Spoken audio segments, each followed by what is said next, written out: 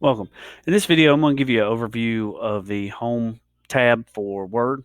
I'm not going to run through a lot of the basic simple commands that a lot of you already know. I'm not going to waste your time with that.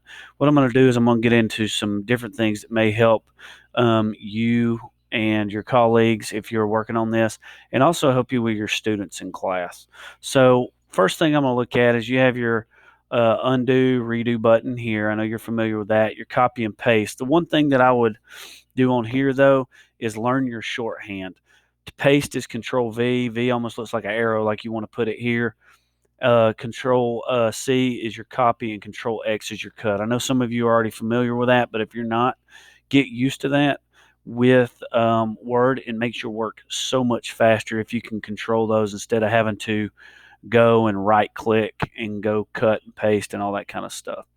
So you also have your bullets and your alignment and things like that. I know a lot of you are already familiar with that.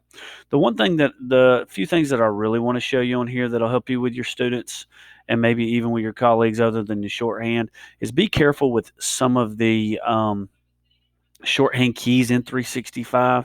If you do them, they may pull you out. They may not work. I know if I do double space, I go in, I highlight the whole thing, and I click Control 2, which will work on your desktop app. If I click Control 2, it takes me to my second tab because I'm working inside here. So some of you may have to right click. It gives you a lot of options, cut, paste, things like that.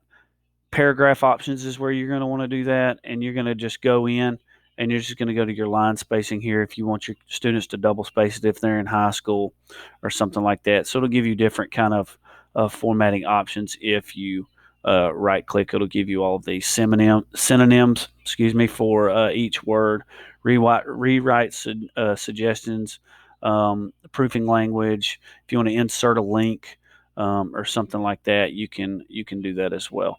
The big thing I want to show you on here is, especially if you have young students like I do, is the dictation and the editor.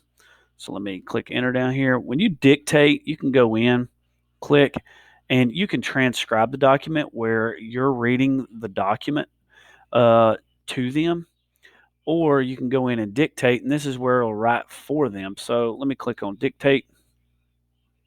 They're listening to me right now. So you can see that it's typing it in.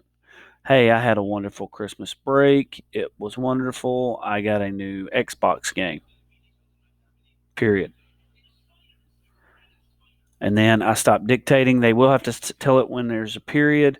It'll usually pick up a lot of that, but that's a really good strategy if you want kids to type who have a hard time typing.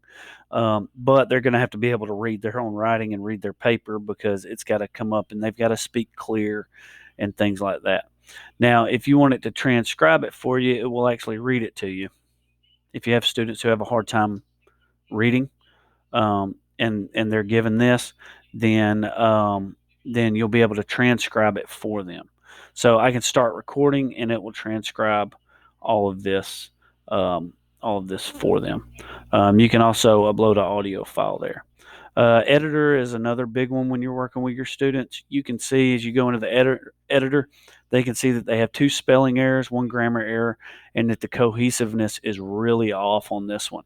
As far as punctuation and conventions, looking pretty good in here. Vocabulary good, acronyms, all those things, elements that Word checks for is right in here. So those are some really good tools on your home screen here for Microsoft Word on 365. I hope that helps. Thanks.